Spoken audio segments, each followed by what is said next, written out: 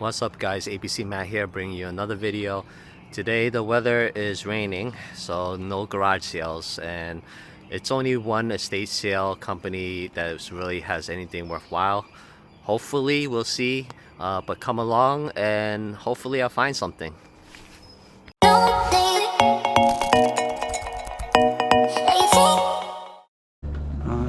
Thanks for stopping by, guys. If you're new to the channel, I go to yard sales, estate sales, find undervalued items and sell them on platforms like eBay, Poshmark, what have you.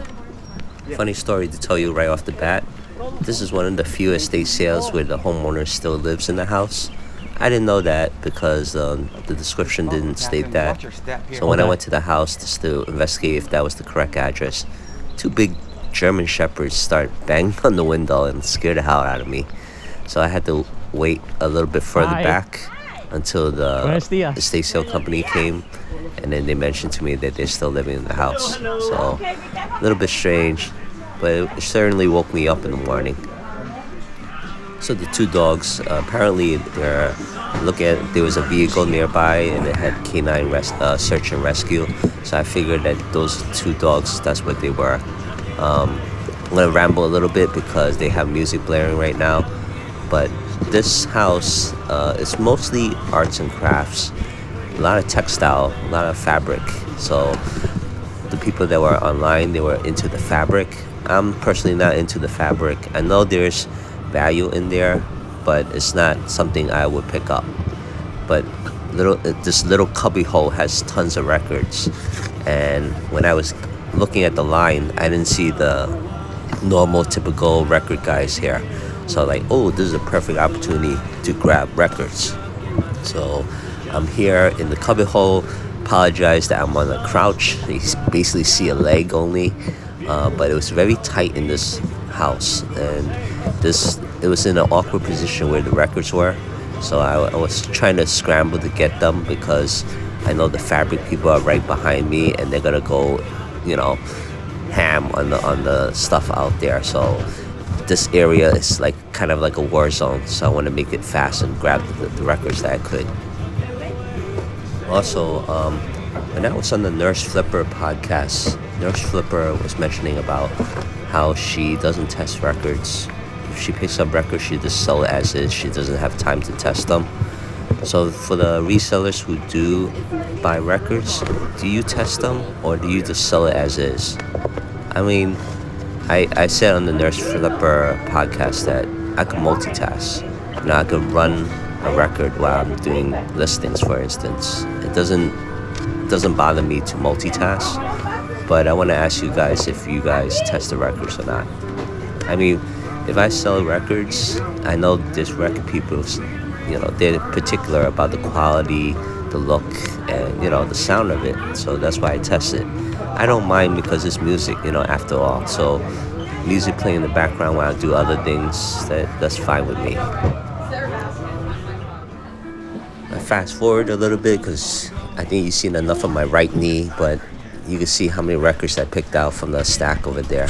So mission accomplished for me because the pictures basically show all the fabric stuff. So getting the records is my go-to, and I'm happy about that. But this is like more the area where they had the fabric, and I was just looking at it a little bit just to see what's out there. They also have a lot of books on fabric, so those people are all going for the books and the fabric. I'm like, okay, you guys go ham on that.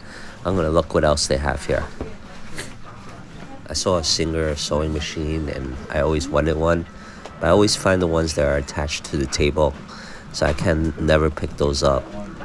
I mean, the Singers are pretty heavy in itself, but didn't find one that was of a cheap price and not attached to the table. But I always wanted one. It's one of those classic sewing machines that everyone knows. But anyway, I'm looking what else here, and got little tchotchkes here and there, and I see like these mannequin heads. Now, I was debating picking up one because I couldn't pick up the traditional mannequins that they use for clothing and stuff, but I know that the mannequin head might be something of what I want to pick up, because I could display my hats that I sell, or my wife knits, so she could knit some hats and put it onto the mannequin head. So I was thinking of picking it up. I had it in my hand, but I'm like, it's styrofoam. Who's gonna pick up a styrofoam head, right? I could pick it up later. Got what I'm looking I'm for. like, why am I carrying this all around with me? Yeah. Eventually, I put it on the side, and then I forgot all about it. So I picked up another mannequin head, and then I eventually bought one. But it's so light and it's so kind of bulky. I didn't want to carry it. Yeah. I shouldn't have carried it because no one's gonna buy that. I was looking at these little costume jewelry stuff. Now, I don't do well selling costume jewelry.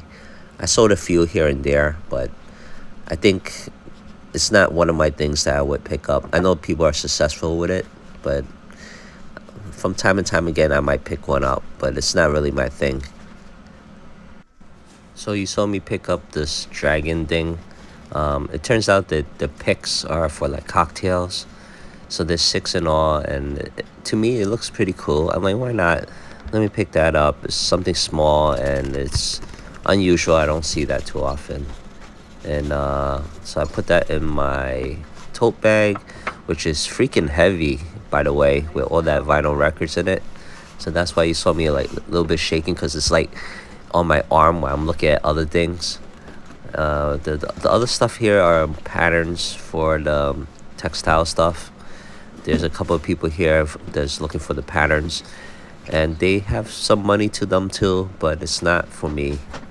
I was looking at these scarves. They feel like silk, but I didn't see one of a brand name that actually will sell pretty well. They do have some that were like Liz Claiborne and stuff like that. I'm like, I'm gonna pass on this. This room is a little bit too tight. I don't want to be here anymore. So I'm going back out there just to double check what else is there for me. If you know me by now, I always do a couple laps around the house to make sure I have everything I need. So I'm back over here where I picked up the vinyl records again, because I neglected to look at the other stuff that is around here, because I was just so enthused about getting the records first.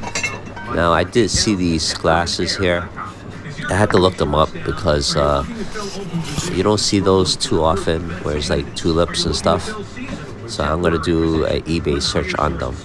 When I do that, I find out that the cost and the selling price is pretty much the same. So there's not much value to it if I can't get it at a cheap value. So I pass on this eventually. Since I'm in this record area, I want to mention to the people who don't sell records and was thinking and curious about doing so. When you do sell records, you have to make sure the condition of the jacket, the cover art is okay, the record itself, and then the sleeve inside if they have one. You want to make sure you put that description in there on your listing of how they are and stuff like that. Now, when it comes to mailing, I use one of these boxes. You can find them. You can Google search and say, record mailing, supplies or something like that, and you'll find it. If the record is like incredible value to it, I usually slip 2 cardboards on there, put a soft sleeve on the record, and take it out of the jacket. Put the slip sleeve into the record, have it separate because of the static that you might get from the shipping that might affect the record, and then ship it out, pack it up securely. And that's usually how I do records. It's just, if you bought records before, you can see how people pack it. They all pretty much pack it the same way, well, the good ones at least. And then, so you just want to do accordingly. So I'm a sucker for things that are still in the package. I was looking up this guitar tuner. They were asking, I think it was like in the teens. I forgot how much they were charging. But let me know if that guitar tuners are a good sell or not. I didn't pick it up because it had no comp value to it. No one has sold that particular brand, so I passed on it. Now, another thing I haven't bought before is this mirror that I picked up. It's like a sun mirror. I know like sunbursts mirrors and stuff do sell. There's a big This is one. not No really a more? particular I missed sunburst model, but I was hoping maybe I'll pick it up and see if they have if I could sell it or not. One of the workers was telling me they have a big one over there, and I'm like, yeah, there's a big one over there, but that big one is too big for me. You might be able to see it in a bit. It's right behind that person with the blue bag on the other side of the aisle. It's a little too big for me. I can't sell something like that, but I know people can. I'm back in this area again. I don't know why I went to this area because it's so hectic, but the house itself, they closed off part of the house, I guess because of the dogs there. I thought they were gonna take their dogs with them while this chaotic thing is happening, but they didn't, I don't think. So there's only a section of the house that I could check out.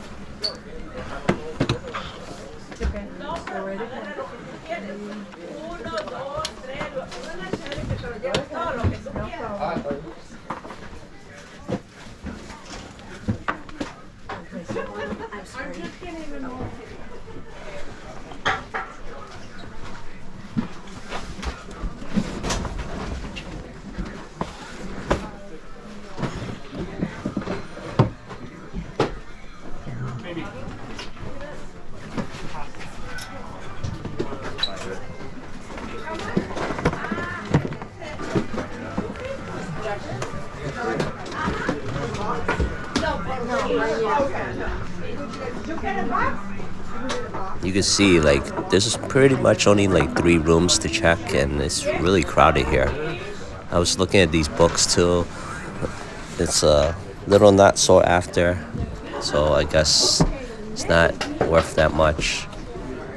But it's like those little books that you usually pick up. And underneath here, I was looking, is that a dictionary or some sort? No, that's like a Russian English translation. So that's a pass. They have this nice, we call it a spindle. That's nice for anyone who deals with yarn and stuff like that. That's not for me, and my wife doesn't want it either. So I was looking at the outside and seeing what they have out here because I haven't gone yet, and I didn't see anything of value over here. Some nice glass pieces, but I don't think they're worth that much. Again, I forgot to bring my black light, but highly doubt that these glow.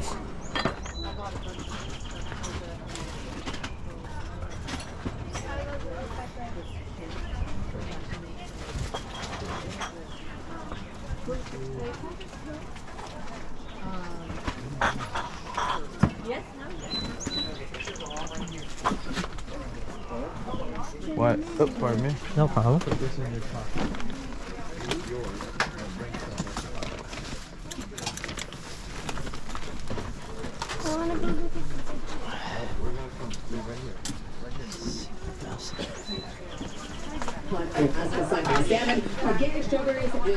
So yeah, the outside didn't have anything. Back in the chaos again.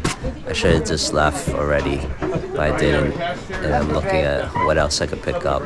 Getting a little greedy here. I already picked up the vinyl records that I wanted, and I'm still looking for more. But you can see it's so crowded here. I'm like, what am I doing? Get the hell out of here.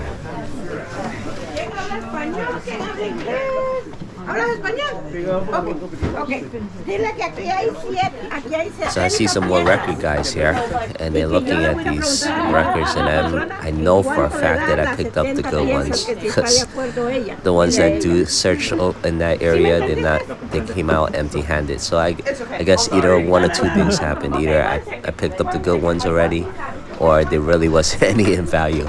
So I'm taking the first option, that I did take the good ones. So I'm back here again. I go, all right, might as well take that mannequin head now. So I'm like, all right, I have the mannequin head. That's gonna be useful to sell stuff on eBay and stuff like the Poshmark. And my wife could use it as well. I think it was like $3 or something like that. I don't even think they charged me for it. I don't know. I have to take a look at it again. And then I'm looking at these other stuff here, and like the others, these little trinkets and stuff, it's not worth that much.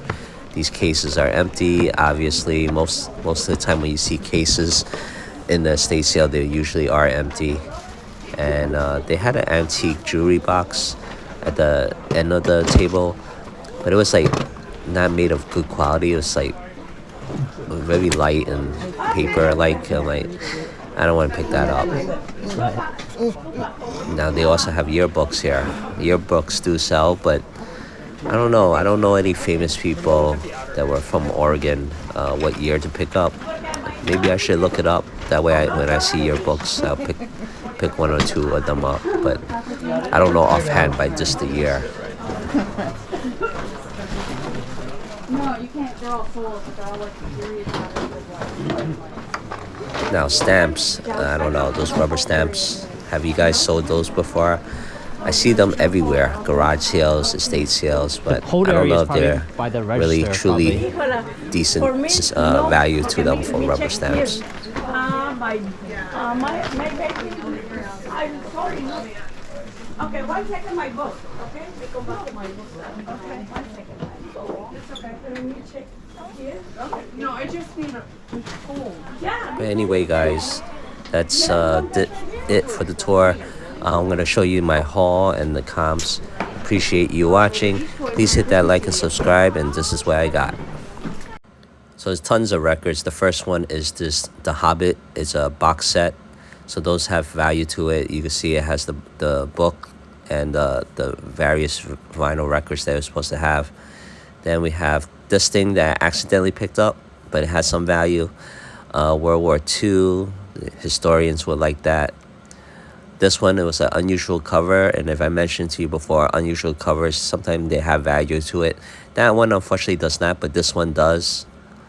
We have U2, everyone heard of U2. That already sold already. And then this also sold, the Joshua Tree.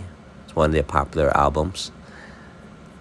And then we have this U2. So there's 3 U2s that I picked up. Aha. If you haven't seen the music video, you better check it out. It's pretty creative. Carpenters.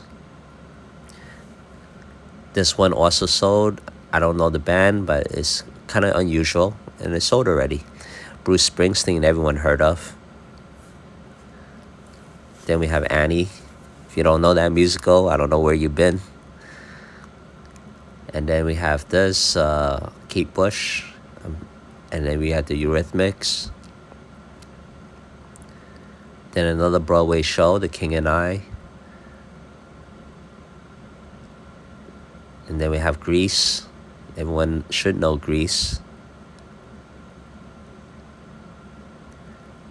I love those ones that has the illustrations in it. ZZ Top. And then we have the cocktail skewers, which I thought was unique. There's a dragon. A little bit of a sucker for dragons.